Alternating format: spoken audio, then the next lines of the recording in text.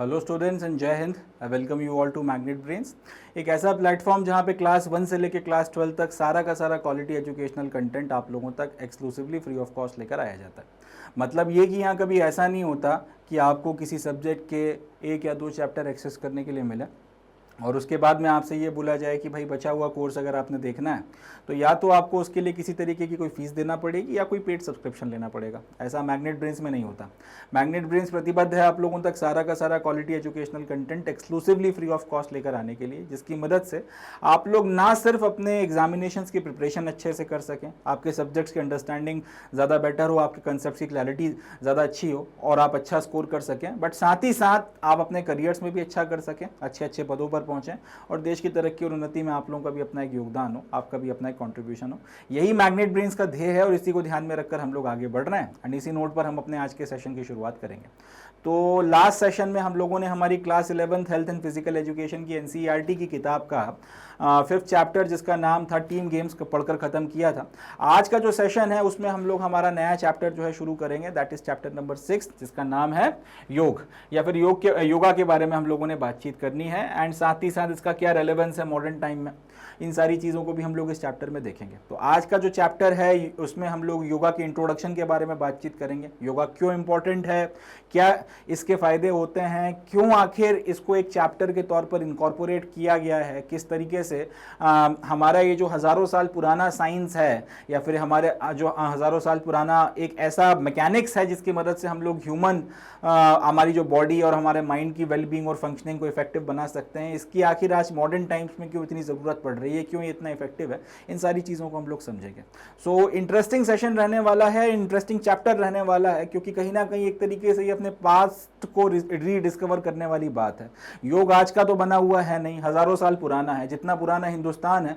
लगभग उतना ही पुराना योग का इतिहास है। तो योग या फिर अंग्रेजी में जिसको हम लोग आजकल योगा बोल देते हैं, इसके क्या फ़ायदे हैं, क्या बेनिफिट्स हैं, क्यों बेनिफिशियल हैं और क्या वजह है कि हज़ारों सालों से लगातार इसकी प्रैक्टिस की जा रही है। हिंदुस्तान में बहुत कुछ आया, बहुत कुछ चला गया, बहुत से सिविलाइजेशंस बने, बर्बाद हो गए, एम्पायर्स उठे, मिट गए, सारी चीज़ें हैं, मगर योग एक ऐसी प्रक्रिया है, एक ऐसी प्रैक्टिस है इंडियन कल्चर के साथ साथ जो लगातार आगे बढ़ता जा रहा है, फ्लरिश करता चला जा रहा है और ये मिटा नहीं, ये खत्म नहीं हुआ। इसकी वजह क्या है ये भी कहीं ना कहीं हमको समझ में आएगा। तो बहुत इंटरेस्टिंग चीज़ें हमको इसमें पता चलने वाली हैं। एक बहुत अच्छी जर्नी है जिसमें हम लोग ना सिर्फ हमारे पास्ट बट साथ ही साथ प्रेजेंट और इनके बीच में जो सामंजस्य है, जिसमें एक योग के तौर पर या फिर एक आप कह सकते हैं लिंक के तौर पर योग काम कर रहा है, योगा काम कर रहा है, उसके बारे में हम लोग देखेंगे। So now without any further ado here we begin. चलें शुरू करते हैं। सबसे पहली चीज तो ये कि योग है क्या, या फिर अगर हम लोग योग को डिफाइन करेंगे तो कैसे डिफाइन करें। कई सारे तरीके हो सकते हैं योग को डिफाइन करने के लिए। बहुत सिंपलिस्टिक पॉइंट ऑफ व्यू से अगर बोला जाए तो भाई एक ऐसी साइंस जो कहीं ना कहीं आपको जीना सिखाती है पूरी तरह से, इसको हम लोग योग बोलते हैं। अब सवाल ये उठता है, जीते तो भाई जानवर भी हैं और जानवर तो योग करते नहीं हैं,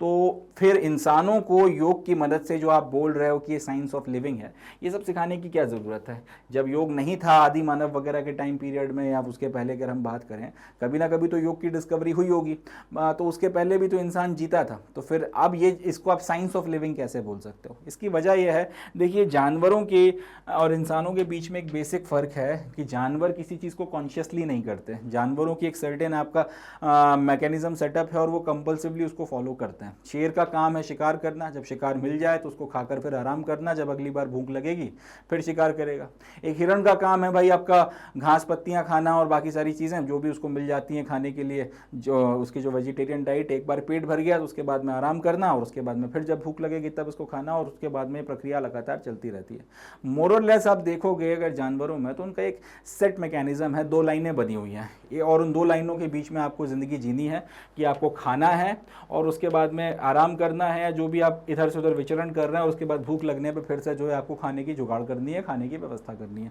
यही प्रक्रिया करते करते करते करते उनकी ज़िंदगी खत्म हो जाती है। मगर इंसानों की बात, और साथ ही साथ रिप्रोड्यूस करना है और बाकी सारी चीज़ें। मगर अगर आप इंसानों की बात करें तो कहीं ना कहीं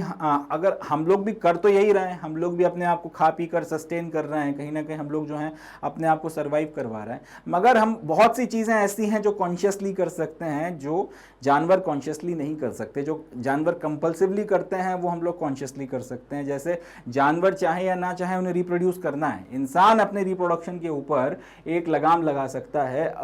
आपने रिप्रोड्यूस करना है नहीं करना है उसके ऊपर जो है एक लगाम लगा सकता है। इंसान बुद्धि का इस्तेमाल कर सकता है, इंसान सोच का इस्तेमाल कर सकता है, इंसान अपने एक्शंस को रोक सकता है या फिर अपने एक्शंस को एम्पलीफाई कर सकता है। जानवरों के हाथ में ये सारी की सारी चीज़ें नहीं होती। तो एक बेसिक डिफरेंस जो ह्यूमन एंड आपके एनिमल्स में आ जाता है वो यह है कि ह्यूमंस की लाइफ कंपल्सिव नहीं होती, या ह्यूमंस की लाइफ जो है उसमें हम लोग कई सारी चीज़ें कॉन्शियसली कर सकते हैं। जानवरों की ज़िंदगी की बात की जाएगी तो वो पूरी तरीके से कंपल्सिव होता है। दूसरे शब्दों में हम लोग ये कह सकते हैं कि हम अपने दिमाग का इस्तेमाल कर सकते हैं, हम अपने माइंड का यूज़ करके बहुत सी चीज़ें ऐसी कर सकते हैं जो जानवर नहीं कर सकते। अब यहीं से खेल शुरू होता है कि आप क्योंकि ऐसी बहुत सी चीज़ें कॉन्शियसली कर सकते हैं कंपल्सिवली करने की जगह, जो जानवर कंपल्सिवली करते हैं, तो उसके चलते अब एक माइंड और आपका जो बॉडी है इसके बीच में एक बैलेंस की ज़रूरत हमें पड़ जाती है। क्योंकि कई बार अगर आप किसी एक पर्टिकुलर चीज़ में अपने आप को लगा दें और दूसरी चीज़ों को नेग्लेक्ट कर दें तो उसका फिर नुकसान होता है। अगर आप सिर्फ दिमाग का ही इस्तेमाल कर रहे हैं, फिजिकल एक्सरसाइजेज वगैरह बिल्कुल नहीं कर रहे हैं, आपने शरीर पर ध्यान देना छोड़ दिया तो उसके नुकसान होंगे।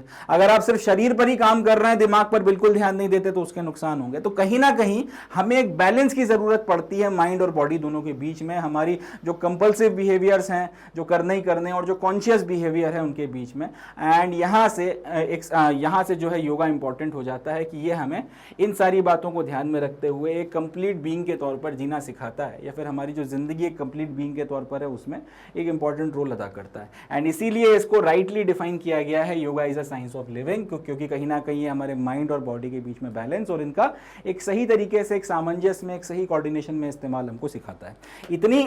डिटेल में इसको इसलिए डिफाइन करने की ज़रूरत है ताकि आपको ये समझ में आए कि ये क्यों रेलेवेंस है रखता है, क्यों इंपॉर्टेंस रखता है, और क्यों इसको हमको अपनी ज़िंदगी में उतारना चाहिए, क्यों आखिर आज की तारीख में करोड़ों लोग जो हैं योगा कर रहे हैं। इस बात को समझने के लिए इस डेफिनेशन को जो एक लाइन में लिखकर छोड़ दी गई है कि साइंस ऑफ लिविंग इसको कहा जाता है, इसको समझना ज़रूरी हो जाता है। एंड क्योंकि अब ये हमको ज़िंदगी जीने का सही विज्ञान, सही तकनीक सिखाती है, इसीलिए ये ज़रूरी हो जाता है कि इसको हम लोग हमारी डेली लाइफ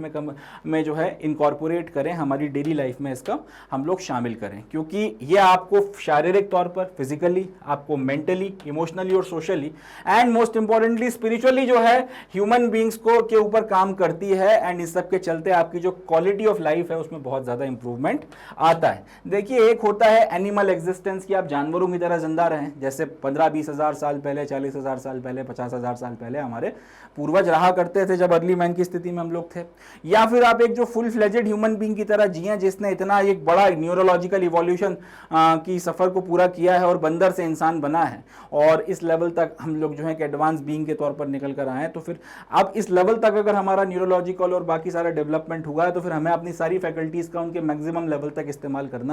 करना होगा, तभी हम लोग एक सही मायनों में फुल फ्लेजेड ह्यूमन बीइंग कहलाएंगे। यहां पर योगा इंपॉर्टेंट हो जाता है क्योंकि इसके लिए आपको आपकी फिजिकल, मेंटल, इमोशनल, सोशल और हर लेवल पर जो है आपको अपने डायमेंशंस वगैरह के साथ में डील करना है। प्रीवियस चैप्टर्स में हम लोग देख चुके हैं कि ये सारी की सारी चीजें जो हैं आपकी हेल्थ की अलग अलग डायमेंशंस में आती हैं। तो क्योंकि ये सारी की सारी चीजें हेल्थ की अलग अलग डायमेंशंस में आती हैं और योगा इन सबको इन्फ्लुएंस करता है, तो कहीं ना कहीं ये हमारी हेल्थ को बहुत पॉजिटिवली इन्फ्लुएंस करता है और इसके चलते हमारी लाइफ की जो क्वालिटी है उसमें इंप्रूवमेंट आता है। एक एग्जांपल लेते हैं कि योग जो है वो आपको बताता है कि सोचा कैसे जाता है, आपको सोचना कैसे है। एक होता है कि हमारे दिमाग में लगातार विचार आए चले जा रहे हैं, हम चाहें या ना चाहें, अगर हम मुंह बंद करके बैठ गए तो हम लोग अपने आप में पीस में नहीं है, हम लोग शांति में नहीं है, हम लगातार सोचे चले जा रहे हैं, चीजें जो है दिमाग में आए चली जा रही हैं, 50 तरीके की बातें जो हैं इधर से उधर कुछ ना कुछ चल रहा है। 10 साल पहले क्या हुआ था एकदम से वो विचार आ गया, 5 साल बाद क्या हो सकता है फिर वो विचार आ गया, फिर कुछ और याद आ गया, आपको एंजाइटी होने लगी, आपको गुस्सा आने लगा, आपको चिड़ आने लगी, आप बिना मतलब खुश हो रहा है, कुछ भी मतलब जो है दिमाग अपनी तरफ से अनशन काम कर रहा है।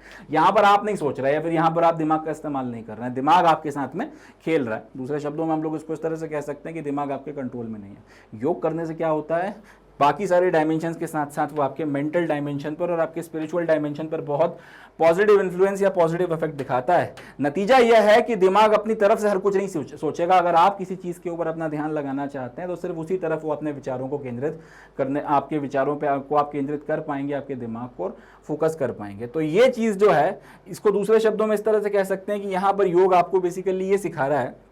कि सोचा कैसे जाता है, इसी तरीके से आपको किस तरह से बिहेव करना है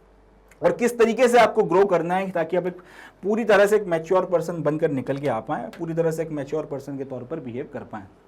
आप जब योग करके देखेंगे, जैसे हम लोग अभी आगे अलग अलग तरीके के सेशन जो हमारे आसन्स वगैरह होते हैं आने वाले सेशंस में उनको डिस्कस करेंगे।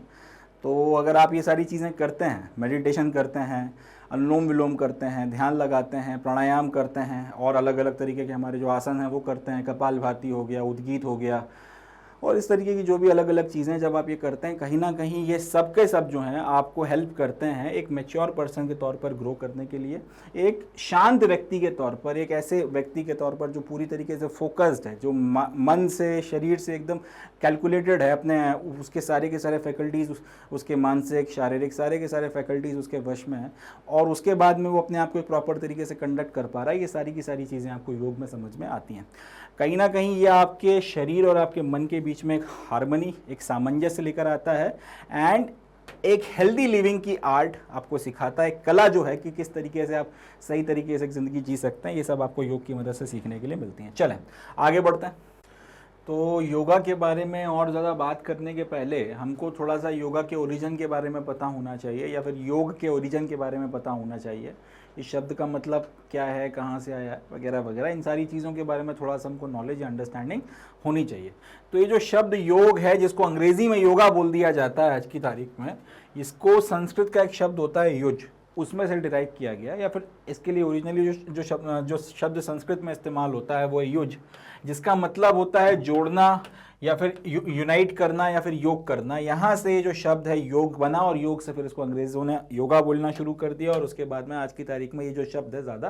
प्रचलित रूप में इस्तेमाल होता है। It is an ancient system of self development and natural process of evolution of human beings. तो इसमें तो खैर कोई शक की बात है ही नहीं कि ये अपने आप में एक ह्यूमन मैकेनिक्स को बेहतर तरीके से जो है इवॉल्व करने और इफेक्टिव फंक्शनिंग के लिए इस्तेमाल किया जाने वाला एक टूल है जो हज़ारों सालों से हिंदुस्तान में है और इसकी प्रैक्टिस होती आ रही है। तो योग की मदद से आपका एक तो सेल्फ डेवलपमेंट होता है। ये जो योग का सिस्टम है इसकी या फिर इस एंशिएंट या इस प्राचीन सिस्टम की मदद से एक तो आपका शारीरिक तौर पर सेल्फ डेवलपमेंट जो है वो बहुत बढ़िया तौर पर होता है, मानसिक तौर पर एक सेल्फ डेवलपमेंट अच्छा होता है, आपका इवोल्यूशन जो है एक बहुत अच्छे तौर पर होता है और आपकी जो एक पूरी की पूरी नेचुरल प्रोसेस है इवोल्यूशन की, कहीं ना कहीं ये उसको सपोर्ट करता है, उसको एक्सेलरेट करता है, उसको फीड करता है और अब एक ज़्यादा बेटर ह्यूमन बींग के तौर पर निकल कर आते हैं, एक ऐसे इंसान के तौर पर जिसका अपने मन पे, अपने मस्तिष्क पर, अपने शरीर पर, शरीर की प्रक्रियाओं पर, सारी एक्टिविटीज़ के ऊपर इफेक्टिव कंट्रोल है, बेटर कंट्रोल है और वो इन सारी फैकल्टीज़ का इस्तेमाल करते हुए, फिजिकल, मेंटल, इमोशनल, साइकोलॉजिकल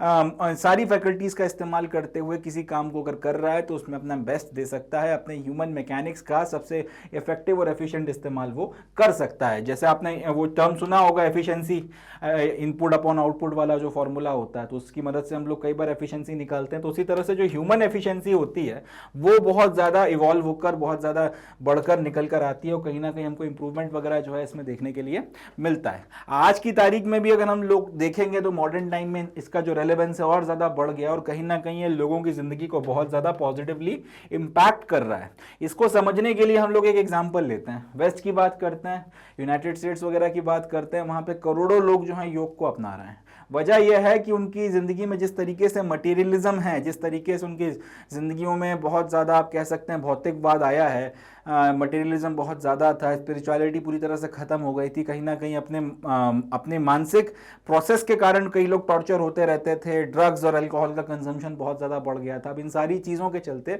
एक वर्क लाइफ बैलेंस डिस्टर्ब हो गया, फैमिली कल्चर डिस्ट्रॉय हो गया, बहुत सारे इश्यूज़ वगैरह आ रहे थे। अब उसमें योग जो है कहीं ना कहीं अगर आप अमेरिकन सोसाइटी को देखेंगे तो उसके ऊपर एक बड़ा इम्पैक्टफुल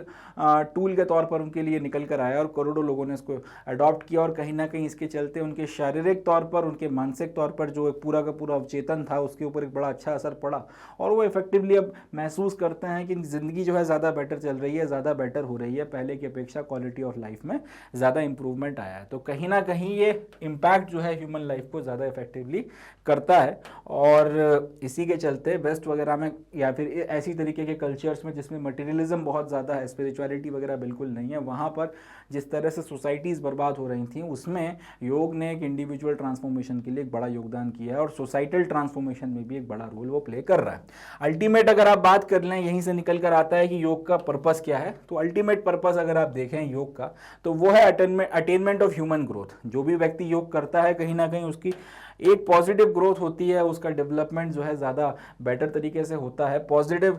तरीके से होता है। तो यही जो है योग का आपका पर्पस है कि attainment of the human growth या फिर उसमें मदद करना। एंड आपका जो ओवरऑल पूरा का पूरा इवोल्यूशन होना है इस तरीके से होना कि आप अपने पूरी तरह से कंट्रोल में हो, आप पूरी तरीके से अपने जो क्षमता है उसका इस्तेमाल कर सकें। इसी के चलते जो हम लोग कहते हैं कि your life is your own making, आपकी ज़िंदगी आपके खुद के कर्म है। तो कहीं ना कहीं योग आपको कॉन्शियसली कर्म करने की तरफ लेकर जाता है ताकि आप सही स्टेप ले सकें और उसका इफेक्ट, उसका जो है सही असर आपके पूरे के पूरे सिस्टम वगैरह के ऊपर देखने को मिल सके। Yoga has been established as a new field in the education system. अब क्योंकि इतने सारे फायदे हैं, इतनी सारी चीज़ें हैं, इतना पॉजिटिव इंपैक्ट आपको सोसाइटी पे, समाज पर और दुनिया में देखने को मिल रहा है। ह्यूमन ग्रोथ का अटेनमेंट अगर पॉजिटिव तौर पर होगा और सब लोग अगर करेंगे तो सोसाइटी जो है फिर पॉजिटिव तौर पर ग्रो करेगी, समाज अच्छे से ग्रो करेगा, देश अच्छे से ग्रो करेगा, दुनिया पे इसका पॉजिटिव इंपैक्ट पड़ेगा। तो इतनी सारी चीज़ों के चलते एक नए फील्ड के तौर पर एजुकेशन सिस्टम में इसको शामिल किया गया है और अब इसको अच्छे से पढ़ा जा रहा है, समझा जा रहा है, इसकी टेक्निक्स और बाकी सारी चीज़ों की प्रैक्टिस वगैरह को बढ़ाया जा रहा है, प्रचार प्रसार इसमें जो है दिया जा रहा है। क्योंकि लोगों को समझ में आने लगा है कि योग के चलते फिजिकली और मेंटली फिट होने के साथ साथ और अपने हार्मनी में रहने के साथ साथ एक और चीज़ होती है, वो यह है कि कहीं ना कहीं ये स्पिरिचुअली आपको एक हायर स्टेट ऑफ कॉन्शियसनेस की तरफ लेकर जाता है और इसका भी एक इंडिविजुअल के डेवलपमेंट में का जो पूरा का पूरा इवोल्यूशन है उस पर एक अच्छा असर, एक पॉजिटिव असर आपको देखने के लिए मिलता है। एंड ये जो डिसिप्लिन आपका बॉडी एंड माइंड में डेवलप कर रहा है, साथ ही साथ जो एक हायर लेवल ऑफ कॉन्शियसनेस, एक ज़्यादा अच्छी अवचेतना आपके अंदर आ रही है, एक स्पिरिचुअल अवेकनिंग हो रही है, कहीं ना कहीं इसके चलते इंसान जो है अपने बेटर वर्जन के तौर पर निकल कर आता है, ज़्यादा हैप्पी, ज़्यादा चीयरफुल किस्म के इंसान के तौर पर निकल कर आता है। अब अगर इस तरीके की सोसाइटी आप बनाने में कामयाब होते हैं तो कहीं ना कहीं इसका फ़ायदा एक ये भी है कि क्राइम्स वगैरह कम होंगे, फिजिकल और वर्बल अब्यूज़ जो आपको होम से लेके वर्क प्लेस तक पे कई बार देखने को मिल जाता है वो भी कम होगा और ओवरऑल जो है समाज एक ज़्यादा सकारात्मक तौर पर जो है निकल कर आएगा जिसमें हर एक इंडिविजुअल को ग्रो करने का पूरा मौका मिलेगा। आप जैसे आज की बात कर लेते हैं, बच्चों की भी अगर हम बात कर लें तो जिस तरीके का पूरा एक लाइफस्टाइल हो गई है, जिस तरीके की एक्सपेक्टेशंस और प्रेशर वगैरह बच्चों पर डाला जाता है उसके चलते कई बार बच्चे स्ट्रेस में आ जाते हैं। अब स्ट्रेस एक ऐसी चीज़ है जो कहीं ना कहीं एडल्ट्स वगैरह से अब बच्चों में जो है ट्रांसफ़र हो गई है और लाइफस्टाइल के चलते कई बार बच्चे आपको अवसाद का शिकार होते हुए दिखते हैं, कई बार बच्चे आपको स्ट्रेस में दिखते हैं, चाहे वो स्कूल की बात हो, होम या फिर प्लेग्राउंड या इस तरीके की दूसरी जगह। परफॉर्मेंस प्रेशर बच्चों पर भी जो है दिखने लगा है, कहीं ना कहीं समाज में उसके नेगेटिव इफेक्ट्स वगैरह होने लगे हैं। अब इस स्ट्रेस के चलते कई बार उनको बहुत सी दिक्कतें होती हैं, फिजिकली प्रॉब्लम्स होती हैं, मेंटली, इमोशनली, कई सारे तरीके से कई सारे लेवल पर आपको प्रॉब्लम्स वगैरह बच्चों में भी जो है होती हुई समझ में आती हैं। अब ये सारे हेल्थ हजार्ड्स अगर लंबे वक्त तक चलेंगे तो इसके चलते कई सारी आपके इश्यूज वगैरह क्रिएट होते हैं, फिजिकल इश्यूज हो सकते हैं, मेंटल इश्यूज हो सकते हैं, फिजियोसोमैटिक डिसीजेस वगैरह आपको कई सारे हो सकते हैं जो आपकी पूरी की पूरी जिंदगी खराब कर सकते हैं। एंड अगर अब यह आपको आपके यूथ में बड़े लेवल पर देखने को मिलेगा तो सोशल अनरेस्ट वगैरह की स्थिति भी हो जाएगी। यही वजह है कि कभी आपको अमेरिका से खबरें आती हैं कि किसी का कोई बच्चा था, वो अवसाद में था, स्ट्रेस में था, और क्योंकि वहाँ पे वेपन्स वगैरह काफ़ी आसानी से मिल जाते हैं तो पता चला वो लेकर घुसे, उन्होंने शूटिंग करी, कई सारे बच्चों को मार दिया। कहीं पर कोई घुसा, असर फिरा और उसने जो है आपका फायर ओपन कर दिया, बहुत से लोगों को मार दिया। अब ये खबरें वहाँ पर इसलिए आती रहती हैं क्योंकि वहाँ पर इस तरीके की समस्याएं ज़्यादा बड़े लेवल पर निकल कर आ रही हैं और क्योंकि वहाँ पर वेपन्स वगैरह बहुत आसानी से मिल जाते हैं तो फिर उसका सम टोटल यह है कि हर कभी आपको खबरें मिल रही हैं कि आज 10 मर गए, आज 15 जो हैं 15 मर गए इस तरीके से फायरिंग में, अनफॉर्चुनेट इवेंट्स में इतने लोगों की डेथ हो गई, इसमें कई बार अनफॉर्चुनेटली बच्चे भी शामिल होते हैं। तो इस तरीके की चीज़ें आपको देखने को मिलती हैं। कहीं ना कहीं इन सारी चीज़ों का सम टोटल एक बहुत विकृत रूप में जब निकल कर आता है तो इस तरीके, और उस पर फिर अगर आपको वेपन्स का एक्सेस मिल जाए तो ये सारी चीज़ें बहुत भयानक कंसिक्वेंसेस वगैरह आपने क्रिएट कर सकती हैं। इन सारी चीज़ों से बचाने के लिए, इन सारी चीज़ों से बचाने के लिए योगा जो है एक बहुत बड़ा एक टूल साबित होता है, बहुत इफेक्टिव टूल साबित होता है। वजह यह है, ये सारी समस्याओं के जड़ में अगर आप जाओगे तो ये सारी चीजें निकल कर आती हैं कि इम्बैलेंस है। और वो इम्बैलेंस कहां पर आपको देखने को मिलता है? आपके खुद के सिस्टम में, आपके फिजिकल फैकल्टीज या फिर आपके शरीर, आपके मन और आपके स्पिरिचुअल लेवल पर अगर एक कॉन्ग्रुएंसी नहीं होगी, अगर एक इम्बैलेंस आपको देखने को मिलेगा, अगर एक शांति नहीं होगी, एक पीस नहीं होगा, तो कहीं ना कहीं वो फिर वो आपका स्ट्रेस में और बाकी सारी चीजों में मैनिफेस्ट करेगा, परफॉर्मेंस प्रेशर के रूप में मैनिफेस्ट करेगा। अब या तो आप उसमें सेल्फ हार्म की डिप्रेशन की तरफ जाओगे और सेल्फ हार्म क्रिएट करोगे, कई बार सेल्फ हार्म ना कर आप फिर दूसरों को हार्म करते हो। वेपन्स वगैरह अगर उसमें इन्वॉल्व हो जाते हैं, जितना आसानी से अमेरिका वगैरह में या यूनाइटेड स्टेट्स में मिल जाते हैं, नतीजा ये होता है कि आप अल्टीमेटली एक डिजास्टर्स कंसीक्वेंस के तौर पर निकल कर आते हैं, या तो इंडिविजुअली या फिर आप सोसाइटी के पॉइंट ऑफ व्यू से बात कर लें तो सोसाइटली।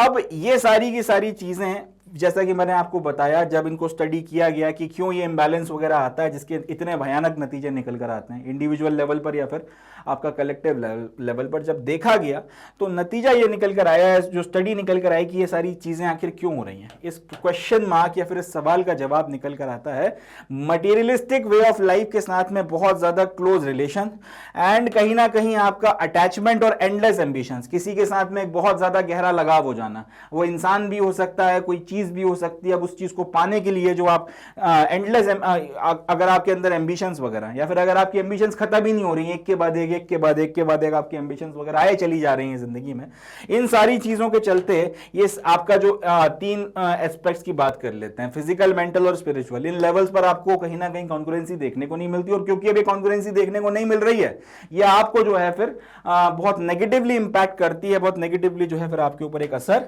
डालती है। एंड इसको इस तरह से बोल सकते हैं कि इन सब चीजों के नतीजे में आपकी सफरिंग्स वगैरह जो हैं आपको देखने को मिलती हैं। अब या तो आप खुद सफर करते हैं या फिर आप अपने साथ में फिर दूसरों को भी सफर करवाते हैं, और यही जो है एक प्राइमरी कॉज है सफरिंग का, जो आज की तारीख में आपको समाज में बड़े लेवल पर देखने के लिए मिल रहा है। चलें आगे बढ़ते हैं। अब वैसे तो योग के बारे में हमारे जितने भी आपके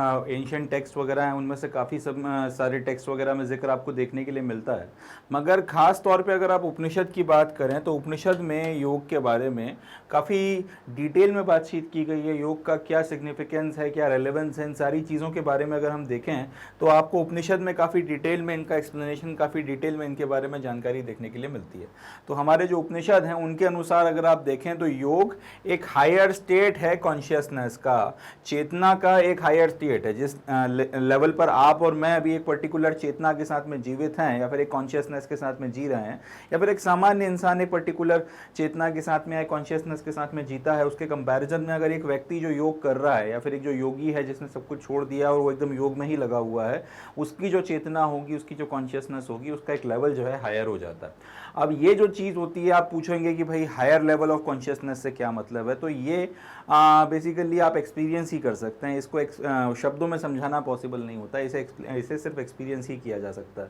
मगर कुछ ट्रेड्स वगैरह होते हैं जिससे आपको समझ में आता है कि सामने वाला जो है एक हायर लेवल ऑफ कॉन्शियसनेस पर है। एक एग्जांपल लेते हैं या फिर दो एग्जांपल्स लेते हैं फॉर दैट मैटर। हम लोग ओशो की बात करते हैं, हम लोग सद्गुरु की बात करते हैं। अगर आप इन लोगों को सुनेंगे, इनके अगर आप लेक्चर्स वगैरह देखेंगे, ये जिस तरीके की बातें करते हैं, जो इनका कंडक्ट है, जो इनकी माइंड एंड बॉडी के बीच में आपको एक तरीके का कोऑर्डिनेशन वगैरह देखने को मिलता है, उससे समझ में आता है कि एक आपके ऊपर इंप्रेशन पड़ता है, आपको एक फील आती है कि भाई ये लोग जो हैं नॉर्मल कॉन्शियसनेस से ऊपर की तरफ उठ चुके हैं, ये एक अलग ही चेतना में जीवित हैं। तो ये कॉन्शियसनेस कैसे आई? अब एकदम से ऐसा नहीं कि कोई इस तरीके की कॉन्शियसनेस को लेकर पैदा होता है। ये कॉन्शियसनेस आने के पीछे की एक बहुत बड़ी और इम्पॉर्टेंट वजह होती है योग वगैरह और लगातार ध्यान वगैरह करना। तो ये जो पर्टिकुलर कॉन्शियसनेस की बात है, ये आपको उपनिषद में देखने के लिए मिलती है कि योग के निरंतर अभ्यास से एक हायर लेवल ऑफ कॉन्शियसनेस आपको अचीव करने को मिलती है। और ये एक ऐसी प्रोसेस है जिसके चलते आपका मन, मस्तिष्क जो है अपनी विजडम वगैरह को ईजीली मैनिफेस्ट कर पाता है। आपका एक तो ईज़ में रहता है, आपके जो भी फंक्शनिंग वगैरह होती है माइंड की, वो ढंग से जो है बिना किसी तकलीफ के या परेशानी के कर सकता है। दूसरी चीज़ ये कि वो विजडम को बहुत अच्छे से मैनिफेस्ट कर सकता है। योगा बेसिकली करता क्या है, healthy state of the body, mind and harmonious interpersonal relationships वगैरह को इस्टेब्लिश करवाता है। आपका मन, आपका शरीर और इनके बीच में जिस तरीके का कोऑर्डिनेशन होना चाहिए, जिसके चलते आपका जो कंडक्ट है फिर वो बहुत ज़्यादा ठीक रहे, जिस तरीके से आप चाहते हैं उस तरीके तरीके से रहे, उन सारी चीज़ों को इंश्योर करने की जिम्मेदारी योग के ऊपर आ जाती है। अब आज की तारीख में जिस तरीके से हम लोगों ने भी थोड़ी देर पहले भी बात करी थी, अनहेल्दी लाइफस्टाइल की अगर आप बात करेंगे तो कहीं ना कहीं उसके चलते ओवरऑल ग्रोथ पे एक तो असर पड़ता है, और जो पूरी तरह से ग्रो कर चुके हैं उनकी भी जो सेहत है वो बहुत अच्छी नहीं रहती। योग क्या करता है, अब या फिर चलिए ये जो अनहेल्दी लाइफस्टाइल वगैरह है, इसके कारण एक तो आपकी ओवरऑल हेल्थ वगैरह पे असर पड़ रहा है, इसके अलावा ओवरऑल अगर बच्चों की बात करें तो उनकी ग्रोथ पर असर पड़ रहा है, और इसके चलते आप एक अच्छी ज़िंदगी नहीं जी पाते, आप हमेशा इल हेल्थ का शिकार रहते हैं। योग बेसिकली अब यहाँ पर एंटर करता है, या फिर अगर योग यहाँ पर हम लोग अपनी ज़िंदगी में लेकर आए तो उसके चलते होगा क्या कि ये आपके ह्यूमन बॉडी एंड माइंड के वेरियस एस्पेक्ट्स पर काम करेगा। उसके चलते ये जो अनहेल्दी लाइफस्टाइल आप कह सकते हैं, एक तो वो जाएगी, और इसके चलते जो आपके नेगेटिव कंसीक्वेंसेस या असर आपको देखने को मिलने लगे, कहीं ना कहीं आप उनसे भी बाहर निकलेंगे, जो इल हेल्थ की सिचुएशन है इससे भी बाहर आएंगे। अब ये तो होगा ही होगा, आप स्वास्थ्य की तरफ तो बढ़ेंगे, मगर साथ ही साथ आपकी सेल्फ अवेयरनेस बढ़ेगी, आपका सेल्फ कंट्रोल जो है वो इंप्रूव होगा, रिलैक्सेशन जो है वो ज्यादा इंप्रूव होता है, कंसंट्रेशन, फ्लेक्सिबिलिटी, कोऑर्डिनेशन, लगभग हर चीज जो है वो आपकी ठीक होती चली जाती है, रेलेवेंट होती चली जाती है, इंप्रूव होती चली जाती है। और कहीं ना कहीं हमें यहाँ से समझ में आता है कि ये जो एक एंशिएंट ज्ञान है हिंदुस्तान का, ये जो एंशिएंट टूल है, कहीं ना कहीं आज की मॉडर्न टाइम में हमारी ज़िंदगी में हमें बेटर तरीके से हमारे बेस्ट वर्जन को बाहर लाकर मैनिफेस्ट करवाने में बहुत बड़ा योगदान अदा करती है। तो ये एक इंपॉर्टेंट बात है जिसके चलते योगा आज की जनरेशन की अगर बात की जाए, आज के टाइम पीरियड में बात की जाए, तो उससे ज़्यादा रेलेवेंस रखता है जितना शायद वो 1000, 1200, 1500 साल पहले रखता था, या हज़ारों साल के इतिहास में जो उसने रेलेवेंस रखा है, कम से कम आज भी उसका रेलेवेंस उससे ज़्यादा कम नहीं हुआ। बड़े लेवल पर वो लोगों की ज़िंदगी को आज भी पॉजिटिवली इम्पैक्ट कर रहा है। चलें आगे बढ़ते हैं। So with this we come to end of today's session. तो आज का जो सेशन था इसमें हम लोगों ने योग जो हमारा चैप्टर है, चैप्टर नंबर 6, इसके इंट्रोडक्शन के बारे में बातचीत करी है। हम लोगों ने ये देखा है कि योग आखिर क्यों इम्पॉर्टेंट है, योगा या फिर योग जो भी आप इसे कहना चाहें, क्या इसके रेलेवेंस हैं, क्या इसके पॉजिटिव इम्पैक्ट पड़ते हैं, क्या इसके नतीजे होते हैं, क्या इसके कंसिक्वेंसेस वगैरह होते हैं, ये सारी चीज़ों के बारे में हम लोगों ने बातचीत कर आज ख़त्म करी है। नेक्स्ट जो हमारा सेशन रहेगा उसमें हम लोग योगा की जो हिस्ट्री है, योग का जो इतिहास रहा है उसके बारे में बातचीत करेंगे, और समझेंगे कि किस तरीके से जो है ये पूरी की पूरी चीज़ शुरू हुई, और कहाँ से फिर जो है हम लोग आज जो ये पूरा का पूरा योग आसन और ध्यान प्राणायाम ये सारी चीज़ें आखिर हम लोग यहाँ तक पहुँचे कैसे। मगर वो सारी की सारी बातचीत नेक्स्ट सेशन में। आज का सेशन यहीं पर हम लोग समाप्त करते हैं। अब समाप्त करने के पहले मैं आपको बताना चाहूँगा कि आप लोग मैग्नेट ब्रेन्स की हमारी वेबसाइट पर जाएं। यहाँ पर सारा का सारा क्वालिटी एजुकेशनल कंटेंट आपको exclusively free of cost provide कराया जाता है। मतलब ये कि यहाँ पे आपको, जैसा कि मैंने सेशन की शुरुआत में भी आपको बताया था, कि किसी भी तरीके की कोई फ़ीस या कोई पेड सब्सक्रिप्शन लेने की ज़रूरत नहीं है, कोई फ़ीस देने की ज़रूरत नहीं है। आपको सारा का सारा कंटेंट एकदम फ्री ऑफ कॉस्ट आपके डिस्पोजल पर देखने के लिए मिलता है। जब आप लोग मैग्नेट ब्रेन्स की वेबसाइट पर आते हैं तो यहाँ पर सारा का सारा कंटेंट एकदम ऑर्डर्ड फैशन में अरेंज किया गया है। कई सारे बच्चे शिकायत भी करते हैं कई बार कि उनको उनके मन का जो सब्जेक्ट है या प्लेलिस्ट है उसे ढूंढने में यूट्यूब पर थोड़ी दिक्कत आती है। उस चीज़ का यहाँ पे खास तौर पे ध्यान रखा गया है कि ऐसी कोई समस्या आपको यहाँ पर ना आए। तो जब आप यहाँ पर आते हैं आपको सारा का सारा कंटेंट एकदम ऑर्डर्ड फैशन में अरेंज मिलता है। इसके चलते ना कोई कन्फ्यूजन की स्थिति बनने वाली है और ना आपको कोई कंटेंट वगैरह ढूंढने में परेशानी होगी। Kindergarten to class 12 English medium CBSE का कंटेंट अगर आप पढ़ना चाहते हैं तो वो अलग रखा हुआ है। CUET का कंटेंट एकदम अलग है। हिंदी मीडियम में CBSE का कंटेंट अलग रखा हुआ है। यूपी बोर्ड का अलग है, बिहार बोर्ड का अलग है, IIT JEE का अलग है, एंड वगैरह वगैरह। इस तरीके से जितने भी आपके अलग अलग कोर्सेज हैं या जो आपके अलग अलग एग्जामिनेशन हैं, सबका कंटेंट आपको अलग अलग देखने के लिए मिलेगा। आप जो भी कंटेंट आप पढ़ना चाहते हैं, जिस भी सेक्शन का कंटेंट आप पढ़ना चाहते हैं उस पर क्लिक करें। जैसे अगर आपने CBSE kindergarten to class 12 English पे क्लिक किया तो उसका सारा का सारा कंटेंट आपके सामने आ जाएगा और इसका आइकॉन जो है रेड हो जाएगा, ये इंडिकेट करते हुए कि भाई ये कौन सा वाला सेक्शन का कंटेंट खुला हुआ। अब यहाँ पे जैसे ही आपने किंडरगार्टन टू क्लास 12 पे क्लिक किया, वो आइकॉन रेड हुआ और उसका सारा का सारा कंटेंट आपके सामने आ गया। अब इसमें से जो भी क्लास का कंटेंट आप पढ़ना चाहते हैं आप उस पर क्लिक कर दीजिए। लेट्स से अगर आपने क्लास 11 पर क्लिक किया तो इसका जो आइकॉन है वो रेड हो जाएगा और आपको सारे के सारे सब्जेक्ट्स वगैरह जो हैं वो निकल कर सामने आने लगेंगे। आप जो भी सब्जेक्ट आप पढ़ना चाहते हैं क्लास 11 का उसमें से आप उठा सकते हैं। यही बात क्लास 12 पे लागू होती है। क्लास 10, 9 जो भी आप क्लास का कंटेंट पढ़ना चाहते हैं उस पर आप क्लिक करें, सारा का सारा उसके सब्जेक्ट्स वगैरह आपके सामने आ जाएंगे। अब जैसे ये साइंस के सब्जेक्ट्स हैं ये आपके सामने हैं, ह्यूमैनिटीज़ के सब्जेक्ट्स आपके सामने आ जाएंगे, आर्ट्स के, कॉमर्स के जितने भी सब्जेक्ट्स वगैरह हैं सारे के सारे सब्जेक्ट्स आपके सामने आ जाएंगे। अब इनमें से जो भी सब्जेक्ट आप पढ़ना चाहते हैं उस सब्जेक्ट पर आप क्लिक करें और जैसे ही आप उस सब्जेक्ट पर क्लिक करेंगे उसका कंटेंट आपके सामने आना शुरू हो जाएगा। जैसे अगर आपने हेल्थ एंड फिजिकल एजुकेशन पर क्लिक किया तो इसका कंटेंट आपके सामने आ जाएगा, साइकोलॉजी पर किया तो उसका कंटेंट आ जाएगा, लीगल स्टडी पर किया तो उसका कंटेंट आ जाएगा। तो जो भी आप पढ़ना चाहते हैं उस पर क्लिक करें, उसका कंटेंट आपके सामने आ जाएगा और उसके बाद में फिर आप उसे एक्सेस करना शुरू कर सकते हैं। यहाँ से जब तक चाहें, जितना चाहें